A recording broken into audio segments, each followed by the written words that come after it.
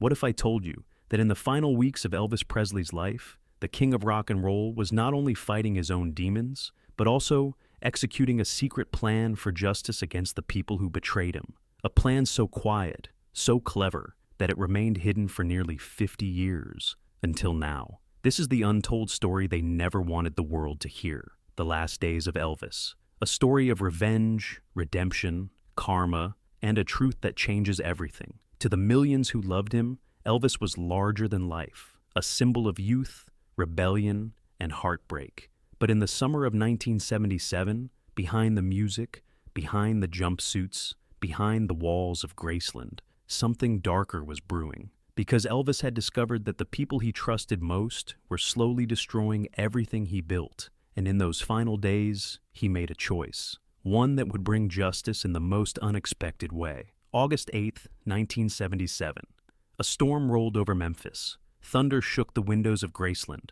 Elvis sat alone at his piano, a stack of unopened envelopes at his side. One letter sat on top. Not fan mail, not business. It was from a childhood friend, Wayne Abernathy, a man Elvis hadn't spoken to in 20 years. Inside, a single sentence. They're draining you, E, and if you don't stop them, they'll bury you before your time. Attached was a list of names. Names Elvis knew too well. His doctor, his manager, a longtime bodyguard, even a family member. Elvis whispered, "So it's true, they're all eating off me while I fade away." His hands shook, not from fear but from a strange sense of clarity. For the first time in years, the king felt awake. Instead of confronting them, Elvis did something unexpected. He stayed quiet. He observed. He pretended to trust them. Because Elvis knew something they didn't know. He was recording everything. In his bedroom dresser, hidden behind scarves, was a small reel-to-reel tape recorder. Starting that night,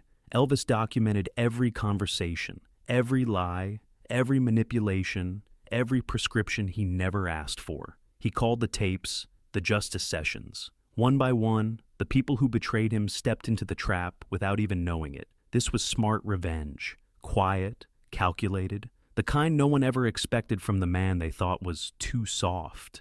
But Elvis didn't just want revenge. He wanted truth. So he called the one person who never asked him for anything, his ex-wife, Priscilla. Elvis handed her an envelope, thick, sealed, and heavy. "If anything happens to me," he said, "you give this to Lisa, and then to the world." Priscilla touched his hand. "Elvis, don't talk like that." But he simply smiled, the same soft smile he had in 1956 when he first held a guitar. "I'm not planning on leaving," he said. "I'm just planning on being honest." She left Graceland that night with tears in her eyes. Even she didn't know. The envelope contained the justice sessions. August 12th, 1977, 5 days before his death.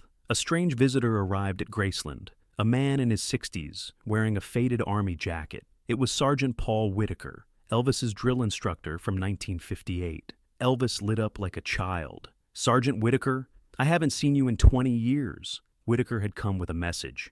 "Elvis, remember Germany? Remember what you told me? Sarge, if I ever lose my way, promise you'll remind me who I really am." Elvis nodded slowly. "Well, son," Whitaker said, "that time is now." The sergeant handed Elvis a small folded note. "A man's soul isn't taken from him. He gives it away, piece by piece." Elvis closed his eyes. It was something he himself had written decades earlier during a rough night in the barracks. Karma was here, but it wasn't punishment. It was a reminder of the man he used to be, and the man he could still choose to be, even in his final days. 2 nights before his death, Elvis called his cousin Billy Smith to the meditation garden behind Graceland. He confessed something no one had ever heard before. "I've been working on a plan," he said. "Something bigger than the music, bigger than the fame." Billy leaned in.